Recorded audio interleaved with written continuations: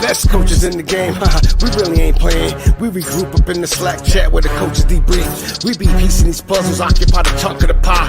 Ain't no lie when we hit the block, helmet's casket is top. You be seeing helmet after helmet, helmet after helmet. First place, second place, fifth place, eighth place, 12th place, 15, 16, 20. So many helmets, you got blurred vision, we got... All right, what's up, everyone? Welcome back to another DFS Army Bold Call Fantasy Football Podcast. That's right, we're keeping fantasy football going year-round. There is no end. It keeps going. And today we're going to take a look at emerging stars for your fantasy football team. These are guys that are either, you're not used to seeing them in the top 20 in your drafts in general, a lot of these guys. And some of them are breakout stars from this year, and some of them are going to be some names that we think should be drafted high and will break out next year. So basically young stars in the NFL, fantasy football stars. And on the flip side, we're going to take a look at maybe some aging names that we might want to consider staying away from next year. Again, we are still in the midst of the 2020 season. It's 2021, but we're still in the midst. And some of these disappointments are fresh in our minds. So it's a great time to take a look at both stars that emerged this season. Sez and I are going to try to figure out, are these real breakouts or are these, flashes in the pan? So yeah, I think a good way to say it, another way to say it, is a changing of the guard in the beginning of your fantasy football drafts. And there's a thirst for fantasy football content all year round now. I mean, that's why redraft players are flocking to Dynasty. People want to, in addition to the rookies, which we'll get into some of our rookie breakdowns in a few weeks or so. And but I've already started doing like a Dynasty startup draft, and I know the ADP is going to be a little bit different than redraft ADP, and we're going to talk about redraft and best ball and all that kind of stuff. But there really, truly is a changing of the guard in the first 24, 36 picks. You're not seeing some of the traditional names there, and you're seeing people wise up to looking forward, whereas in the past, many of your league mates have gone on name value, and I'm sure we just don't want you to fall into any of those traps. Absolutely. I mean, you're going to see some names. Again, it's hard because we've watched certain players for so many years be stars, and it's really hard to accept that they've tailed off, and we're going to talk about some of those guys. And again, on the flip side, there are these players that we see breaking out. Like our eyes are telling us this guy is great, but yet, we don't associate them with a first or second round pick, with the top 10 at their position group pick. So we're going to take a look at a lot of that stuff and try to get a full feel. And again, with me as always, and I didn't intro you before, my man, Season Long Says, the fantasy football encyclopedia himself, be with us all off season. One of my favorite things, Says, that you do is just your evaluation of young players coming in. So ahead of that NFL draft this year and coming out of it, and for Dynasty Rookie, really, really one of my favorite things that you do. Sez is like really plugged into these guys before they get to the NFL, and that's key. Me, I don't watch until they're playing for the NFL, and I got my money riding on them. I don't really watch them too much. So that's a great resource we have here. So let's get started with some breakout players that we might see, that we expect to see, and we should see in the top 12 of their position group. We're going to start at wide receiver a little bit here, Sez. So give me a name that really wasn't on the radar of a top 12 pick going into the season, that now you go, something, man, I'm not just excited about this guy in the top 12. He's a top 5 guy, type 6. Like, I wasn't even thinking about this guy. Give me a name that's on your list that has moved all the way up into the top 6. I think there's some obvious ones. Yeah, I think when the way you describe it, there's only one name that could be there at the top of the heap, and that's Justin Jefferson. And Justin Jefferson wasn't even drafted in redraft league last year, and if he was, it was very late. He was a week 2 pickup. He wasn't even a week 1 pickup, and then he finished the season as I think like the wide receiver 5 or the wide receiver 6, somewhere in there. And I guess the question is, are you willing to make a player like that your first round pick? A couple of the early mocks I saw have him in the middle of the second round. I mean, I understand why. I'm always cautious on these guys that have broken out for 1 year. But, let's start with him, Justin Jefferson. do you see him as being a player that is a top 5 wide receiver? Like, where do you square him up against someone who's got a long track record like DeAndre Hopkins, for example? Yeah, I don't think I could take him in the top 5 or 6 wide receiver group, to be clear. I think he's a top 12, so a WR1 play for me. I think WR1 will be fully off the board by the end of the second round. So if for me, I don't want to officially rank, but he'd be between probably 7 and 10 for me in that range at the wide receiver group this year. Let's go through it. Let's go through it for a second. All right. We all agree, for better or for worse, Davante Adams should be the first wide receiver taken in most drafts next year, right? Without question. Without question. You can. Right. By the way, just to understand the superpower of Davante Adams, I talked about it during last week's playoff game. No wide receiver comes anywhere near, and I'm not talking about he's just a little bit ahead. No one comes near his role in the red zone. He has more targets inside the 10-yard line than any 2 other wide receivers combined, maybe 3. That's the superpower of Davante. He is a touchdown machine. No one can touch him. Yeah, let's stay to the topic here. So you have Davante Adams, Tyreek Hill, right? Definitely going before him.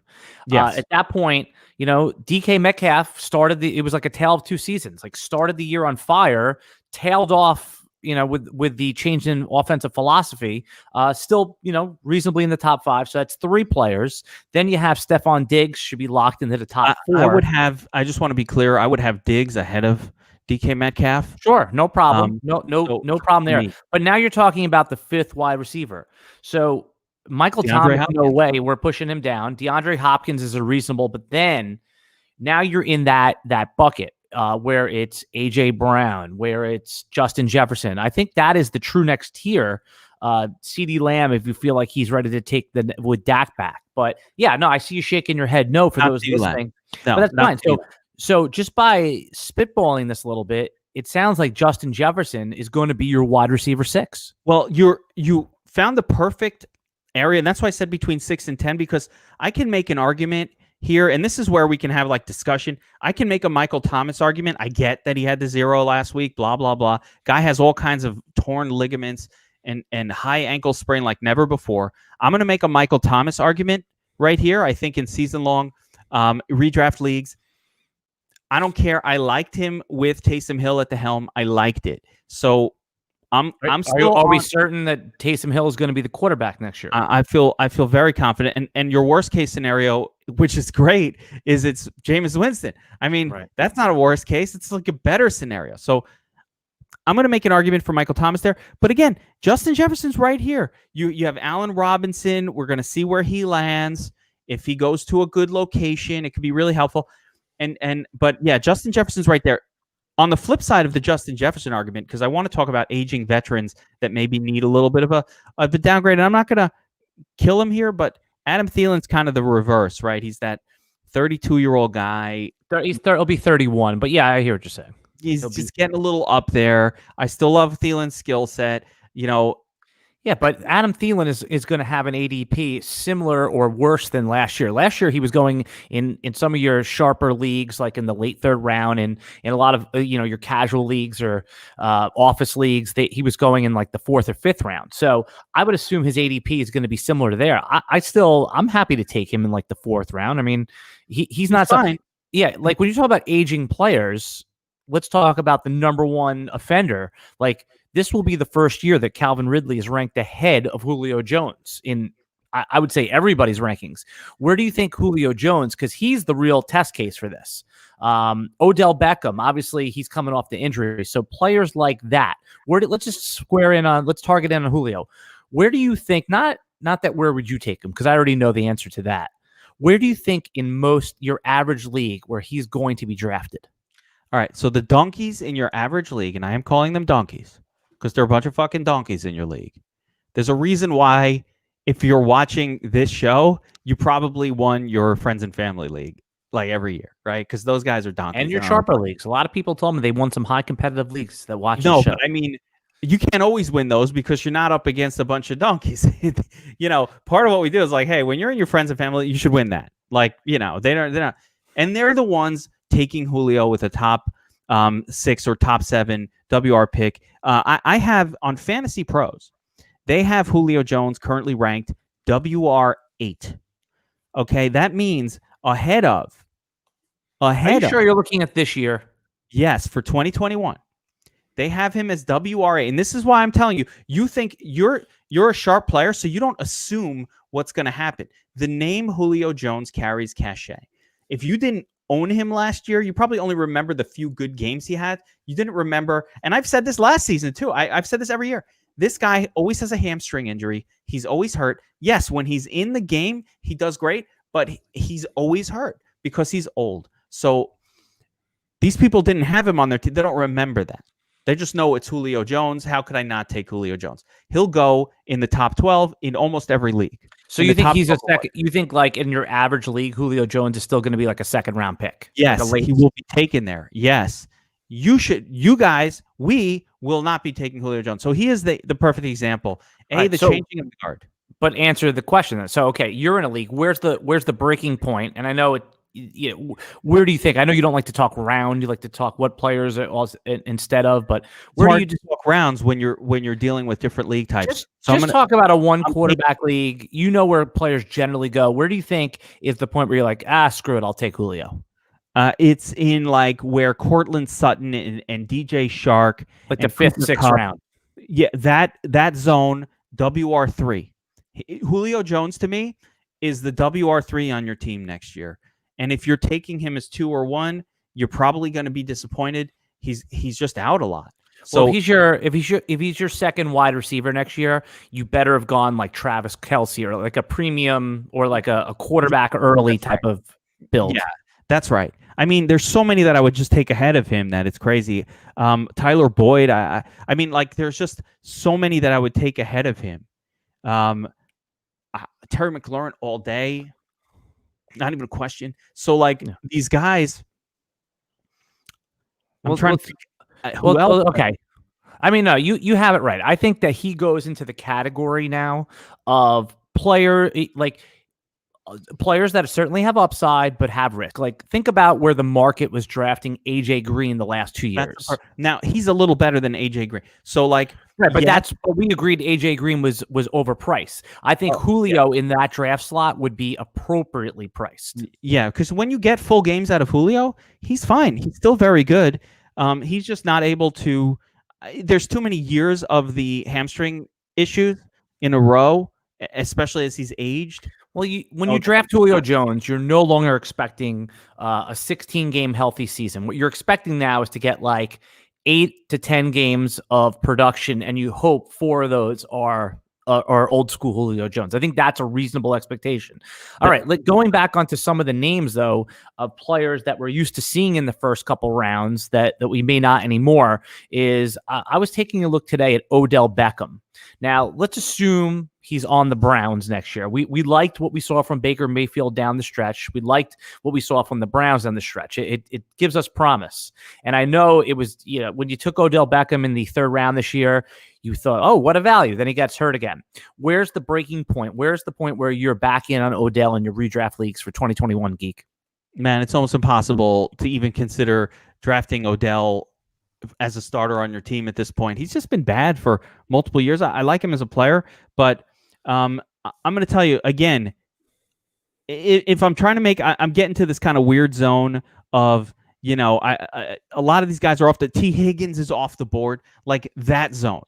Right. So you're taking, in T. Higgins, just from my early look at the ADP, he's going in like the 4th round. Okay. So, and he belongs up there, with the other guys, presumably, I could see him being a 2nd round pick next year. So when you talk about T. Higgins, there are so many great players that you're going to get late. It's hard to judge it right now because when you look at rankings, it's a little off, right? I'd have T. Higgins. Rankings. You got to look at like the early drafts. There have been some drafts that have gone off. There is a little bit of anecdotal ADP. I told you I'm in a couple live drafts right now for actual coin. It's some of them are dynasty format, but dynasty drafts tend to mirror redraft a little bit more than people think. You're getting sharper players who are. I disagree because again, you're getting the only psychos who are drafting dynasty leagues now before the 2020 season has ended are hardcore like nuts. First of all, they're crazy, and number two, See, I call them these passionate. guys- I call them, by the way, I don't call them nuts. I call them passionate. passionate fans. That's a kind way of saying nut bags. But listen, I'm a Well, nut bag for this shit too. So I do that. you know, I do count that me when in. you know me, I referee high school basketball, and when I get like fans harassing me, the other referees call them crazies. I always turn back to them and say, I admire your passion. And when I say that, it kind of disarms them a little bit. Yeah, well, there you go. So I mean, I'm actually looking at some ADP data here. I'm trying to see see if I can sort it. Yeah, But- there's so now let's talk about the locked in guys you feel good about that traditionally, the guys that had good rookie seasons. There's players specifically at the running back position, Geek, that I think we agree on based on our last podcast, our 2021 early draft. Guys like Jonathan Taylor, J.K. Dobbins, DeAndre Swift, I don't agree on J.K. Dobbins. I did not see enough out of Dobbins. Okay, and so I mean, just given the running back landscape and the release of Mark Ingram, I think that Dobbins warrants a pick on the 2-3 turn, a top 25-30 selection. And I think that's fair. But I don't see Dobbins. Just to be clear, I don't see him as like a top 10 running back. Well, that is a top 10 running back, just so you know. Like when you get all the way up until like the mid third round, you're going to get top 10 running backs, given how many wide receivers, tight ends, and QBs are going to go there. Even someone like Cam Akers, who I know that you like as a top 10, top 12 running back, and for good reason, his ADP is still in the late third round. I mean, that's obviously going to move up. So when you talk about Dobbins, when you talk about the third round, you're still talking about a top 12 running back. We're not going to see the running back run of just the 10 of the first 12 players be running backs like we have in the past. There's actually going to be good value at running back this year based on how I'm forecasting the draft market. Players like that we thought were first round picks last year, or the market thought was first round picks, are coming at a value this year. You're going to get Austin Eckler at a discount. You're going to get Miles Sanders at a discount, and you're certainly going to get someone like Josh Jacobs at a discount. So those rookies, I think we all would take ahead of those guys. You're referring to it as a discount. I'm referring to it as the correct value. So number one, I'm looking at. So here's a discount versus 2020. Yes. So to call it a discount, I think I think the players you get at a discount are the ones that are better than where you can draft them, the values, right? So again, without real hard ADP data, I'm looking at ranking systems at the moment, and again, if these are true, when I look at these ranking systems, I'm like, oh my God, there's free money to be made in best ball leagues super early, and whatever you can do to take advantage of the mistakes. And part of that is, I mean, way too high evaluations. Zeke Elliott ranked 6th overall currently. All right, stop there for a second. Zeke Elliott, the offensive line will presumably get a little bit more healthy next year. Okay, Dak Prescott, let's assume for a second that he comes back healthy and that he's the quarterback. Don't you? I mean, Zeke Elliott looks like a player that can be had at a discount, and saying that is that Zeke has always been a top 3 pick. You're probably going to be able to get him in the late first or middle of the second round in one quarterback leagues. Totally great. It's middle of the second round, but there are just players that are getting just as much work, more work. Zeke Elliott's workload tailed off and towards the end of the season, and I don't think it's coming back to what it ever was. So I think that Zeke Elliott. Do you put him in that same category as that we were talking about someone like Michael Thomas? Somebody that, I mean, where would you be comfortable drafting Zeke? I mean, even given, let's assume all of those things you just said continue on, that he's no longer a 24-touch player. He's more like an 18-touch player with goal line equity. All of the offensive line woes are mostly cured. Dak's back. Where would you be comfortable taking Zeke in 2021? Yeah, towards the end of the second round. You're not going to get him then. He's going to go in the late first round. He's going to go in the middle or early of the second round. I just want to ask you, should I really be that upset? Like, it's opportunity cost, right? If I'm at the top of the first round, if at the top of the first round, I'm making a decision between Stephon Diggs and Zeke Elliott, I'm taking Stephon Diggs. I'm taking. But we're not talking about top of the first. We're talking about the bottom of the first round. No, I mean the bottom of the first. Right. The bottom of the first round. That's what I said. The bottom of the first round. I'm taking Diggs. Diggs. When it kind of comes around, there are wide receivers I like a lot more. Kelsey's floating around. And then you've got just other running backs that are really good that you can get later. Antonio Gibson, like I said, Cam Akers, David Montgomery's floating around. all these names of young, fresher players. By the way, in that you're talking about, because those names you just talked about, you hit it right in the head. Those guys are available in like the late second, early third round. I'm in this dynasty startup right now, and it's a super flex format, and we'll get into super flex when we talk about. And I had to pass on all of those young running backs in that tier: Akers, Gibson, and Akers, Gibson. Who else? Oh, and Montgomery, to take what I thought was the last of the high tier of QBs, and I'm regretting that. I'm already regretting that. Yeah, it's tough. And I think you said it was Russell Wilson, who's a guy that I'm telling you. I already took Wilson in the second. It was Ryan Tannehill in the fourth that I took, and I passed on those running backs. Yeah, see, that's the problem with it. It's really tough dynasty super flex, because if you don't hit 2 quarterbacks early, you're just going to be left with dog shit. And it's such a long-term position on a super flex. It's and tough. You know what? It actually ties back into our conversation we're having now about new faces.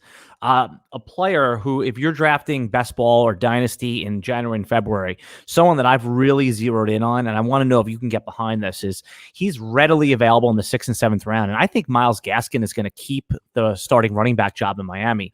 And he seems almost as valuable as all those guys we're talking about in the top 12. Not as valuable, but almost as valuable. And he's probably like the RB30, RB28 in these early drafts. And I think when it's all said and done, he's probably going to be like the RB14. How much better does he even look if Deshaun Watson becomes a Dolphin? So forget about it. I like Myles Gaskin quite a bit. He's in the same group, by the way, and no one gives a shit because his name is unexciting. But and he doesn't have draft capital. But yeah, I mean, if he stays the starting, there's no reason why Miami would go away from him. Right? Yeah, he was good, right? I mean, if anything, I could see them signing, a Matt Breida replacement, like a player like that, someone that's just floating around the NFL. Even someone. I think they're happy with Salah Ahmed as well over there. Yeah. So I think that team is pretty well set at the running back position. Ahmed might be like a backup for Gaskin. Listen, get Ahmed on your team. If you get one, you want the other guy. But I forgot. You know what? That's good, because I'm in that draft right now, as I told you, and I forgot about Ahmed. That's a great, because you'll be able to get him in the 13th, 14th round. No Make problem. Sure you get him late. He's a great little handcuff for this year. So that's a really good spot. But I don't think Miami's. But yeah, if their offense gets a little better. But here's the thing. One of the things I always talk about with young running backs is young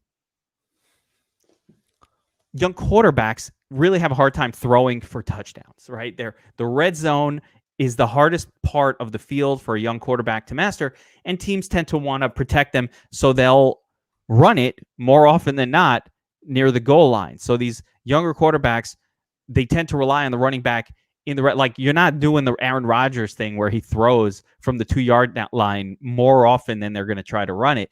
Young quarterback, they're going to run that football. So touchdowns should be there for Gaskin. Is he a 29-point, 36-point guy? No, but he's going to get a lot of work. He catches passes. He does it all. So I like a guy like that. This is a strategy podcast, right? We always talk about how to win your league, not just the players to pick, but when to pick them, who to attack, what position groups. And if you're doing some of these early drafts and you see the running backs flying off the board, and you already have one, and you don't want to pass on these great wide receivers. You don't want to pass on Travis Kelce. What we're saying is right now, early on, that Myles Gaskin is a great parachute play, a good life preserver in the 6th round. Yeah, I mean, shouldn't be going that late. On that same note, aging veterans. So we talked about some young, exciting running backs that are moving their way up, right? And obviously you mentioned Gaskin, not really moving up, but a great guy. And some of the names I mentioned were, Cam Akers, Swift, DeAndre Swift. Swift, like how high? New coaching staff in Detroit. So let's talk about DeAndre Swift for a second. Yep. All the talent in the world. This guy showed that he is a complete running back. Had nothing going on, no team around him this year. It was really just terrible. DFS Army's RB1 heading, after the draft. Everyone had, most people had Swift as, the 4th running back. We stuck with it. Again, we got a lot wrong, but that one we got right. We got right. He looks really, really good. So let me ask you, of the young group, then, between Deandre Swift, between Jonathan Clyde Taylor. Edwards, Jonathan Taylor. Oh, we didn't even mention. Where's Jonathan? We didn't even mention Jonathan Taylor. Cam Akers, Antonio Gibson. Right, that was the group. Am I missing someone? Yeah. Here, there's 6 of them, right? Or James Robinson too, if you want to count him in James that group. Robinson. Yeah. So look at the changing of the guard at the running back position, where I think 4 or 5 of those guys are going to be top 12 running back picks. All right, well, let's go through them, and then we'll each say where, just off the top of our head, where you think you would draft them. All right, Jonathan Taylor. How about this? I'll set you up. Jonathan Taylor, top 5 overall fantasy pick in 1 QB league. In or out? I'm in on that. I'm taking him ahead of Zeke Elliott. Okay. All day. Okay. All right. Here. Well, you said Zeke Elliott's a 2nd round pick, so yeah. I mean, all right. Here we go. Deandre Swift, top 5 running back, top 10 overall pick in fantasy leagues next year. I am not on board with Swift as a top 5 pick. You're really happy when you get Swift in the 2nd round, right? Yeah. I think you're going to get a good deal on him, and he'll be there in the 2nd round. He still has the stigma of playing for the Lions, a team that doesn't emphasize a run. So, yes, new coaching staff, we just don't know, but it's speculation.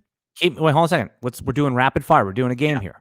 You already, in our way too early draft, you have James Robinson as pick 7 overall. Do you want to pull back on that and say he is not a 1st round pick? Or are you still in on James Robinson as a 1st round pick? No, I think you can move Robinson down more, because I just don't think you need to take him that high.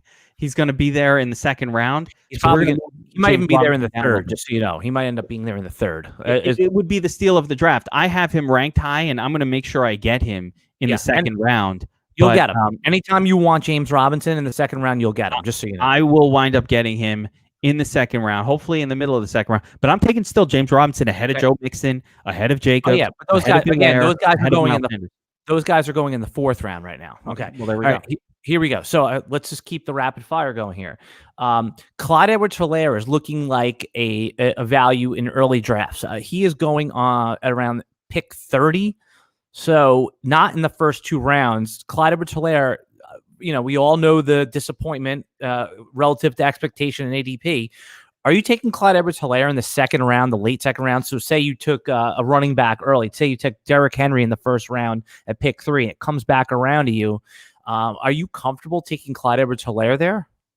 No, I'm taking, again, I'm just going to tell you who I'm taking first. I'm taking Antonio Gibson. I'm taking Cam Akers. I'm taking David Montgomery. I'm taking James Robinson first. That whole group, possible other players that emerge, possible rookie that comes out. So Clyde Edwards-Helaire is somebody I'm going to actively avoid trying to draft unless I'm forced to. I mean, I think the point where I'm making a decision on Helaire is like where Chris Carson, assuming Chris Carson keeps his role, where Chris Carson is now on the board also. And it's like, he's so boring. Maybe I'll take my shot with Helaire making a 2nd year jump of some sort, but he didn't show anything. And the Chiefs continue to show that a Chiefs running back, they're going to split the touches, and they're not going to emphasize it enough to be very consistent. At least they weren't this past year. There's no reason to believe that will change next year. I expect more of the same from the Chiefs, and that doesn't lead to consistent great score. You'll have his breakout games. He'll have like the good games here or there, but it's just not consistent enough for me. Yeah, no, fair enough. And there you have. There's a whole new crop of guys from the running back position. And then we haven't even talked about yet, and we're not going to, incoming rookies. Maybe, the chances are that depending on landing spot, that either Travis Etienne or Najee Harris land in that group too. So it'll be interesting to see where those guys end up in your redraft leagues. Let me throw some aging veteran names at you at the running back. I think it's just as important to look at some of these guys. And again, you're saying things about where people are landing that are very sharp that I don't agree with. So I'm looking at rankings that are very different from what you're thinking, because you are assuming that people are as sharp as these leagues that you're in, which I don't agree with.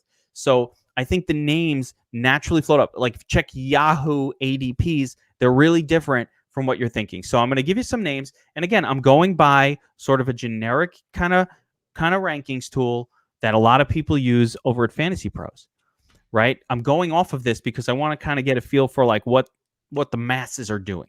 Yep. Joe Mixon still showing as a top 12 running back, ranked 12th overall. To me, and I get Joe Mixon was good in college, and this is one of those things. The dude has not shown that he can do it at the NFL level.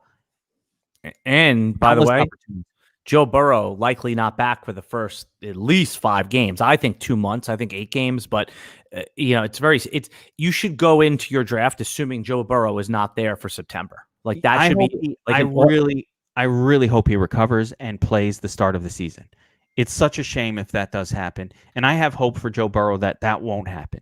But you're right. Usually the ACL is 12 months, but I have hope for Joe Burrow. Let's see what happens. You could have hope for him, but he had his injury in like week 11 or was it week 9, something like that. Like if he's rushed back, you have to assume he's going to miss 4 games.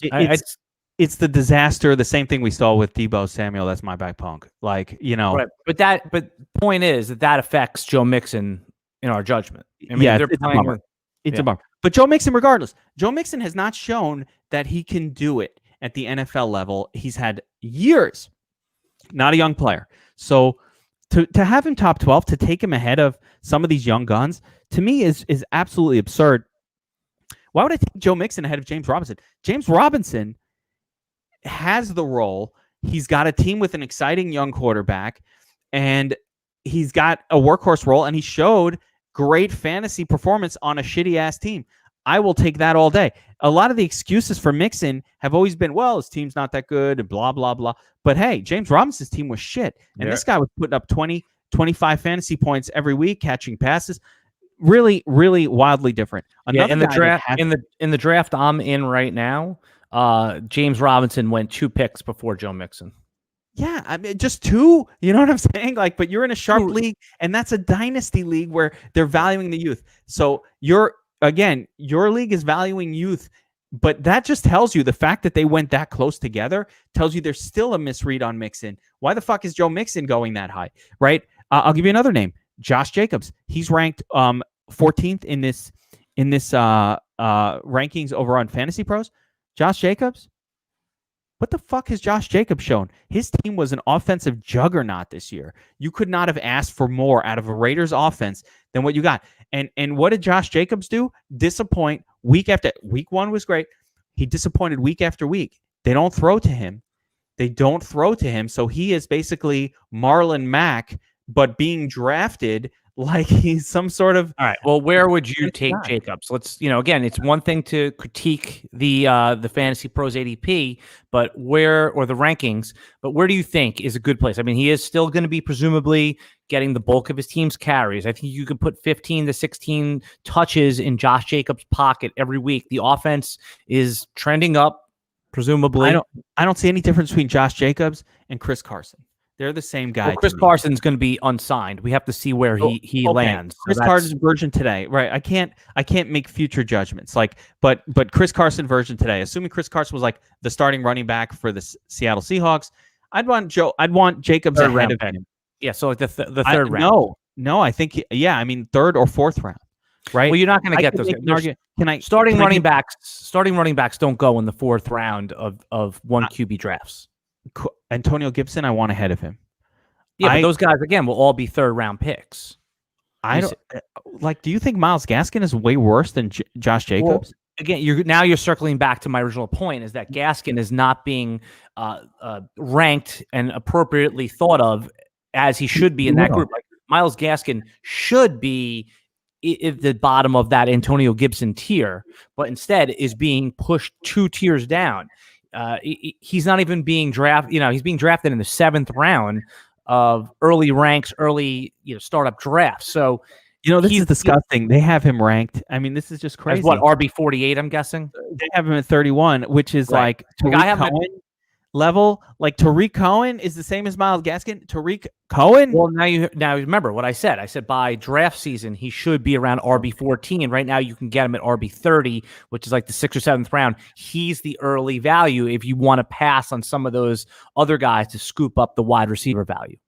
I mean, it's just ridiculous. So when you have that hanging around, but I would take, I kind of have them about the same. At least Myles Gaskin is catching a bunch of passes every week, whereas Josh Jacobs is just there for yardage and touchdowns. They don't throw to him, and he comes out of the game when the team is behind, and he's on a bad team. So, the difference, one of the nice things about James Robinson was when his team was behind, he was still in the game playing. Like, they were not pulling him and bringing in the pass catcher. He was that guy. And they had a pass catcher on that team that they could have done it, but they didn't. They kept him in the game. So that's a real difference. Josh Jacobs, you got to drop him down. He's just a name that you remember, and you're like, oh, I got to take him. Here's this name staring at. That's like last year taking Todd Gurley. He was this name, or Melvin Gordon. They were these names staring at you.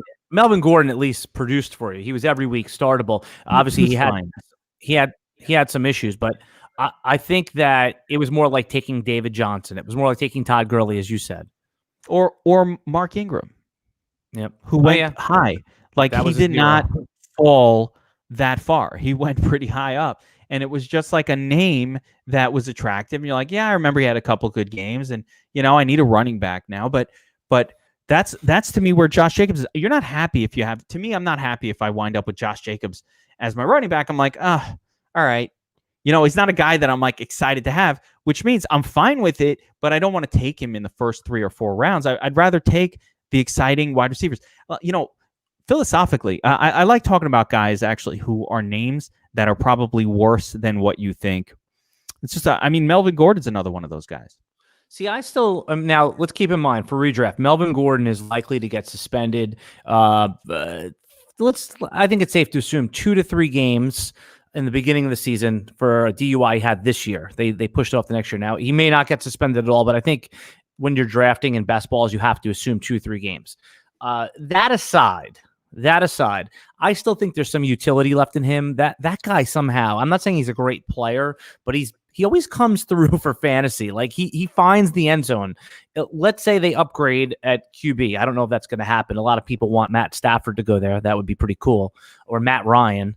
But is Matt Ryan a free agent?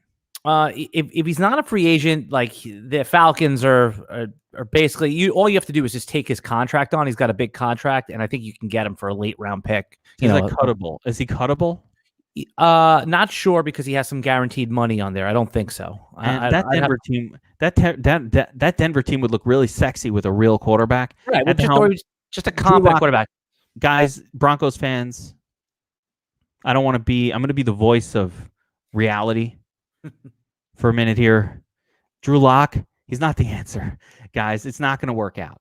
It's not. It's been fun. We had a good time. It's not working out. Okay? Little breakup. Got breakup. Yeah, just friends going forward. I just want to be friends going forward with you, Drew Lock. I don't want to. We're just going to be friends. That's it. And he's Drew Lock was a second round real NFL pick. He'll stay in the league as a backup. He's not going to be here to worry about millionaire players and their fucking career paths. But all I care about is he ain't a starting quarterback in the NFL, and he's not going to be. Matt Stafford would look very good on that team. I think that would be a good fit right there. And who knows? We'll see what happens. But point was that all those skill players can presumably get better, and we tied it into Melvin Gordon. And I still think Melvin Gordon has some utility as an every week RB2. You'll be able to get him in the. You're talking about starting running backs that you can get after the 4th round. You'll be able to get him in the 5th round. He's that guy that you take late. You're not happy with the pick. All right, let's talk about some other breakout stars, I believe, that are not going to show, they're not going to be reflected as much as they should. And I'm going to go to the wide receiver position because it's less obvious, and I got so many names, I don't even know where to start, and they're all ranked too low. So, number 1, Deante Johnson. More than 10 targets every single a pass dropper. We're assuming Ben Roethlisberger back, or this is the issue, right? I'm assuming Ben Roethlisberger comes back, but Ben Roethlisberger's another year older. We've seen the second of the 3 dominoes from that draft class fall literally today as Phillip Rivers retired. So Ben Roethlisberger is the last man standing from that draft class. Now, in fairness, Drew Brees made it a couple years more, and Tom Brady's still in the league, so old guys can still be there.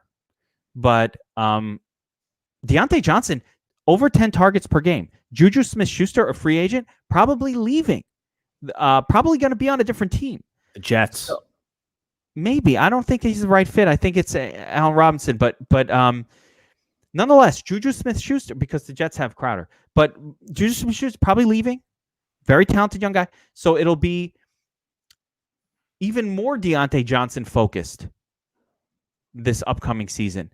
He's not projecting as an elite wide receiver, but man, I'll take Deante over Cooper Kupp, Robert Woods, Mike Evans, Chris Godwin all day. All fucking day. It's not even close. As a matter of fact, you know where I think Deontay Johnson belongs? Probably right after Amari Cooper goes off the board. Deontay Johnson probably be my next pick. That's where I think he should be. So he is a breakout guy. Smash this upcoming season. No one's really thinking about him or talking about him, and it's kind of weird. To me, it's weird. And I'm going to give you another name. Now, this one is much more reliant, so I'm gonna accept. There's a few names here, but I'm gonna accept this one, the Burrow situation. But Tyler Boyd. Yep. Tyler Boyd under a Joe Burrow regime was looking like a breakout super stud to me. You got rid of, and of course T. Higgins as well. You got rid of AJ Green now. He's gone. I don't even think he's come back next year. Paid too much, thinks too highly of himself, not worth it. So, and even if Green comes back, he just can't command the football anymore. He's not on top of his shit. So Tyler Boyd, again, I don't think we could do it for next year because of the Joe Burrow injury situation. Where would you take Boyd? Where would you take Boyd? I can't judge. I need to know if he's got a quarterback. With no quarterback, I'm not interested, if at all. But if Burrow's going to be back, and I don't want a Burrow who's just back for week 4. Well, that's what's happening, man. Like, get that, like, sink I'm that not into accepting it. No, I don't accept it. You think Burrow's going to be back week 1 after, like, that? I think he tore like ACL and MCL. I think that we saw Emmanuel Sanders come back from a torn Achilles. Yeah, but you have to fade injury optimism with this kind of stuff. Well, I'm not drafting based on. I'm just saying I'm not 100%. But if we're assuming that Joe Burrow will not be back for X number of weeks, and again, your philosophy is correct. When you're back week 4, that means there's like a 3-week get your feet under you process. By the time he's playing well, week 9, you already lost your season, and you've sent the money into your friends. So, and you've accepted your loss. So no, but overall long-term career, I love Tyler Boyd. I love what he was doing with Burrow before Burrow got hurt. I think he's a star. So some of these names, Will Fuller is another one.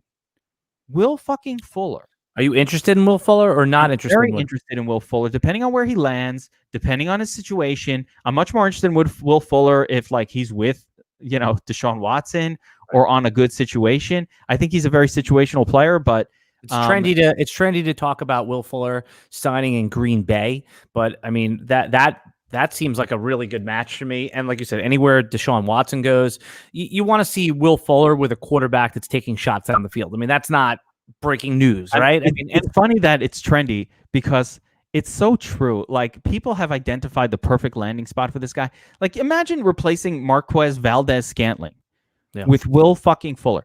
Like, how much better does that? Or having them both. You have them both on it. Well, Valdez-Scantling at that point, you don't need him. I mean, you got Lazard in the slot, you got Fuller going deep, and you've got Devontae Adams doing everything. So, like, yeah, Valdez-Scantling, fine, Equinemius, they're all turds. Marquez Valdez-Scantling's a fucking turd. He drops passes. He's a choker. I don't think that changes. You were just goofing on Equinemius St. Brown. His brother is one of the top receiver prospects coming out in this year's draft. Like, he's going to be drafted in the first 2 rounds of the real NFL draft. Like, he's going to be in the top 15 of our DFS Army wide receiver rankings. Listen, when you look at Equinemius St. Brown, physically, his size, his speed, it's great. He doesn't quite put it all together, but if his brother is that, but like has the skill to go along with that physicality, then sure. I mean, great. Like I said, Equinemius St. Brown, when you physically look at him, you're like, ooh, that dude looks like he looks like he's no joke, and he runs fast, and he's got the size, and he's big. He just, there's a bit of a skill gap there, but that's God-given talent and skill and whatever, and maybe the brother is a little bit better. So, I don't think Equinemius was drafted high. I think he was like a 6th or 7th. Yeah, he was a super late pick. And again, just because they're brothers doesn't mean they have to have similar skill. No. So, But a lot of these guys, like another one, I'm taking a lot of these guys over names like Deontay Johnson or Tyler Lockett. Who are you taking first? How about Deante Johnson? I'm throwing this over to you, or Odell Beckham Jr. Like, are you taking Odell ahead of Deontay Johnson? nah, I mean, if we're assuming Ben Roethlisberger's back, Deante Johnson definitely took the next step this year. He'll probably be like a 5th or 6th round wide receiver that I could see right around. Low. That's too low. In your PPR league, this guy was underrated all year. 10 plus targets every single game. All I want are targets. I want targets. He had some games he missed early on. He had a little bit of up and down. He did come through for you down the stretch, when it was important. That recency bias will be strong. I think that there was a Deontay Johnson hive last year, and it only cemented. So yeah, there'll be someone in your draft that is aggressive on him, and for good reason. Let me throw this out there at you: Robert Woods or Deontay Johnson? Yeah, Deontay Johnson. These aren't, hold on. Let me throw a few more. Same team: Cooper Kupp or Deontay? There's a problem with the Rams passing game, and there's no confidence in Jared Goff right now. So Deontay Johnson. All right. Amari Cooper or Deontay Cooper. Johnson? No, see, all right. Amari Cooper. Let's not get crazy. Amari Cooper in my rankings will be like wide receiver 8. That's very high for Cooper, but I love Cooper. I love everything to do with Dak. 26 years old. Yeah, just look. He didn't fall off. He wasn't supplanted by CeeDee Lamb. He was helped by CeeDee Lamb. All right, let me throw this at you. Then I'll give you something. I think one of the guys. Actually, I'm going to tell you one guy who's dropping for me like a fucking lead balloon. That's my boy Kenny Galladay. Kenny G. Oh yeah, he's a free agent, so we don't know where he's going to be. He is lead balloon dropping for me. I mean, where do you think the Lions resign him or franchise tag him or whatever they do? Stay in the Lions, go somewhere else. This is a guy who can't stay healthy. It's too much. It's too many years of it. He did not look that dominant as a wide receiver when healthy, and now he can't stay healthy. This dude is still ranked number 12 overall on Fantasy Pros. That's what I'm saying. I don't think those rankings are updated. If they are. It's 2021. These guys are just slow moving. And it's not even just that. I'm telling you, we saw this last year, even in best ball drafts. We were drafting in March and April, and you're right. Like, we saw Austin Eckler ranked in the 3rd round, and we were taking him at pick 8 overall. Yep, I got what I'm saying. I don't agree with you. I do think what will happen though is that as we hit July, August, September, July, like especially August, some of that's finally going to shift. But the rankings as of today, man, Kenny Galladay, number 12 overall. Come on, man. Terry McLaurin, 14. Here's 2 names of aging veterans, not necessarily aging, but guys that I think should be dropping. How about Chris Godwin? Is he a top 12 guy? Well, he's a free agent also. It's like, so let's assume, do you want to assume he goes to the same team? Listen, I don't know. New teams. Okay, I like Chris Godwin on a new team, by the way. I love that. No, I think I would take Mike Evans over him again this year. I think that Mike Evans has proven that he's got this real solid floor. He's still in the peak of his powers. Brady distributes the ball, and I love Chris Godwin. I mean, he finished in 2019. Chris Godwin finished as the wide receiver 2, right? And then he was drafted as such, and he obviously disappointed, finishing, I think, as like wide receiver 20.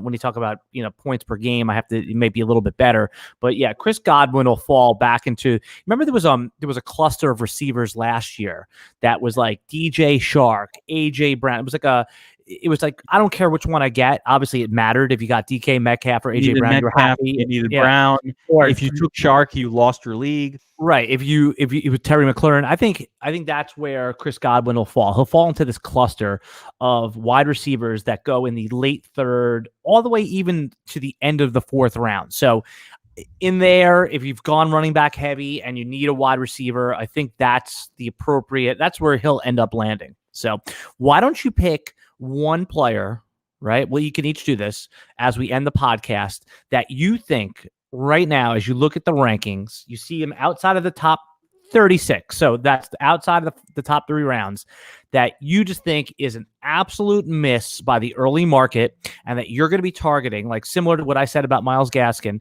at ADP, or a little bit aggressive on, that you think has not only just a real chance, but like a plausible path to beat value. So who's that player for you? I've got a player like that. I'm just going to say I have a lot like this, but we have a long off season where we're going to be identifying these sleepers. We're going to be looking at and finding these guys. And as ADP shift, that'll change. A guy for me that is ranked way too low at the moment, and should really potentially explode, could potentially and should potentially explode next season, is Chase Claypool. He's currently ranked 41st overall. Again, I love everything to do with the Pittsburgh passing offense as long as Ben Roethlisberger is at the helm. And Pittsburgh's one of these teams that they've been really good about replacing players. I mean, obviously they haven't had a need to replace a quarterback, but assuming Ben Roethlisberger remains at the helm and doesn't retire, give me Chase Claypool. Juju Smith-Schuster gone. Chase Claypool takes over gets much more of the possession targets. There's generally 45 targets to go around in that offense when Roethlisberger's at the helm. And, Deante, 10 or 12 of them. That means Chase is going to be getting about 10 or 12 of those targets as well. I love Chase Claypool. You can get him as your WR4. He's going. You know where he's going? He's going after names like Robbie, Devontae Parker, Jarvis Landry, Brandon Cooks is ahead of him. Just a lot of guys, Cortland Sutton, a lot of guys ahead of him that I just think you can get him and just be really, really happy as your WR3, and he could smash. I think he will smash. I don't think he could smash. I don't want to qualify it. He will smash. If you give me a full season, I don't want to qualify. Fuck that. Bold call. Bold call. Here's my bold call. Chase Claypool, next year, a top 15 PPR wide receiver. This assumes a healthy season for Ben Roethlisberger. He goes outside of the top 36. He gets you top 15 scoring full season. What do you say season long says? Yeah, I have no problem with it, especially if, Juju's gone. I mean, maybe James Washington gets a few catches, but I think Washington's fine, by the way. Yeah, our heads must be aligned here because I have a similar setup for a player, and I just think that because he didn't come on till late, I liked what I saw, and I know that the Colts are going to have a new QB. Phillip Rivers retired today, but I think Michael Pittman's breakout in that playoff game of 5 catches for 90 yards, if he's available in the 7th round of drafts, which he's going to be, he's an auto click. That means 100% ownership for me in best ball. I assume that his name will get a little trendy. He'll get pushed up, and he'll be one of these guys that gets pushed up early, gets pushed down. When they sign a quarterback that they like, they'll be pushed back up, and then he'll fall back down. But if you get him anytime in the 7th or 8th round, I mean, that's auto click. I'm totally fine with Michael Pittman. That's more of a breakout. I will lock in Chase Claypool as like great play. Michael Pittman, much deeper sleeper play. Remember, he looked great. He has the size. Yeah, but just remember, Claypool is going to be like a 4th, 5th round. He's going to be in that cluster last year that we just identified with all those hot names coming to the 2nd round. Michael Pittman should be in that cluster, but is not going to be. And again, I don't know that he's proven that he should be. Under Phillip Rivers, they did spread the football a lot. But he's gone. He's just not a guy that concentrates on one wide receiver. Actually, he's done it in his career, but he didn't do it here. But I'm saying, it's like, let's assume, who's going to be the quarterback? Who do you think is going to be the quarterback? I think it's going to be someone good. Like, I hope it's not Carson Wentz for the purpose of Colts fans. Sorry, guys. You don't want that. But, there's going to be guys out there. If it's a veteran, the Andy Dalton types are going to be available out there. They could draft somebody. If it's that, then it's a disaster. I think if it's not a Jameis, if it's not somebody like very good who leaves their team, it's Sam Darnold. Yeah, you don't want a Sam Darnold. You don't want to be relying on a Sam Darnold helm team for anybody. Although, if anybody could fix Sam Darnold, it's Frank Reich. I hope that Sam Darnold. You think that's that outrageous? Like, I would say there's a 15% chance it's Sam Darnold, right? I don't know how he winds up there. Unless the Jets are just dumping him off. I'm still hoping that the Deshaun Watson thing. The Jets are the top favored team to get Deshaun Watson right now. The Jets and Miami are even odds on Bovada to land Deshaun Watson. You just asked a question. You said, how would the Colts get someone like Sam Darnold? What if the Colts say, I think the Colts are picking 27th in the draft. What if they say, here's our 2nd round pick. Here's the 27th pick or the 25th pick of the 2nd round. All day. Right. That's what I'm saying. You asked how Sam Darnold gets to the Colts. That is that's the easiest path right there. Just trade you a 2nd round pick. If that were to happen, I would not be excited about Michael Pittman. You want Matt Stafford over there. If Matt Stafford's on that team, if a proven thrower is on the team, then yeah. I mean, but Matt Pittman, Ryan, I think it maybe. could be Jacoby Brisket, and you might end up with this like really I'm not kind a of fan. rough situation, man. It's Yeah. so a little sketchy. I mean, that's a deep sleeper. How about Levisqua Chenault from Jacksonville as a deep sleeper? Yeah, well, I don't even know if he's that deep. I think he's going to be a trendy name. Really? Yeah, especially with all of the I can Jacksonville. never get a fucking deep sleeper because for you, everybody's a trendy name, but your average person's like, who the fuck is Levisqua Chenault? Well, Like, this is why. I don't Let me even know who explain. it is. Let me explain why. And I think it's because all of the Jacksonville receivers, the Jacksonville is going to be a national team this year. They're going to be they're going to be a team that everybody wants to see. They're going to get Monday night games. One, because Trevor Lawrence is going to get drafted there 1-1. He's the most exciting quarterback prospect we've seen since Andrew Luck. And then two is Urban Meyer was just hired as the coach. So they are now must-see TV. So if you're talking about a quarterback and an offensive-minded coach, who gets the boost? The fantasy trendy names are going to be the pass catchers. Who are the two best pass catchers on that team?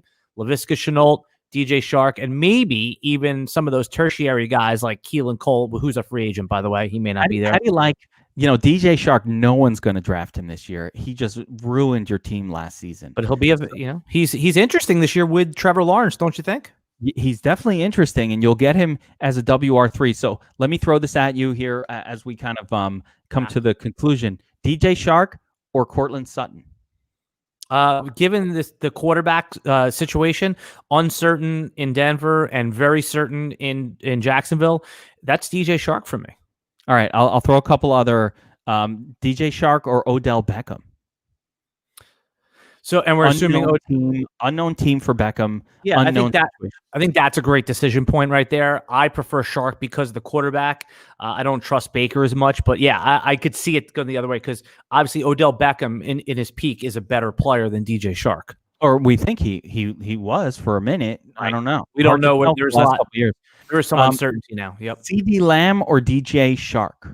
CD Lamb. CD Lamb to me looked like the real deal, and I think he's already been functioning. He functioned with poor quarterback play, not as well as that he did with Dak, and he just looks the part, right? Don't you have just confidence in him? I mean, now you're talking about like a better receiver. A lot of names on that Dallas team to feed. A lot of them. Right. 3 wide receivers, all alphas. Tough. Yeah, sure. Tough to feed them all. Yeah. So, well, I think the bottom line. T. Higgins. Oh, without Shark. Right, Shark. Oh, no quarterback. No, you got to go Shark. You got to go. But Shark. I think this ties into all together what the theme of this podcast is. There is a changing of the guard at the top of our fantasy football drafts. It's an exciting year. That's why we're going to be doing this all off season long, Geek. That's why 2021. It's basically we're wiping the slate clean of the Julio Joneses, the Michael Thomases. There's still a place for them in fantasy football, but there's new, exciting, and proven ascending stars that are going to be at the top of our rankings. And our rankings this year are going to be up early. The 2021 DFS Army Fantasy Football Draft Kit, we plan to go live with that sometime in late February, early March. Without the rookies in there, we'll have our pre-draft rookie rankings, and then we're going to integrate the rookies into our draft. So we are already starting to form it. So if you're a fantasy football player and you've come to DFS Army traditionally for the DFS, you should continue to do that. But we are now building out what we think is a robust season-long fantasy football kit. Yeah, look out for more improvements to the draft kit. We're going to make sure that you guys who stick with us with the Bold Call podcast and with Sez and I and our season-long team here at DFS Army, we'll smash your leagues once again like you have the last few years.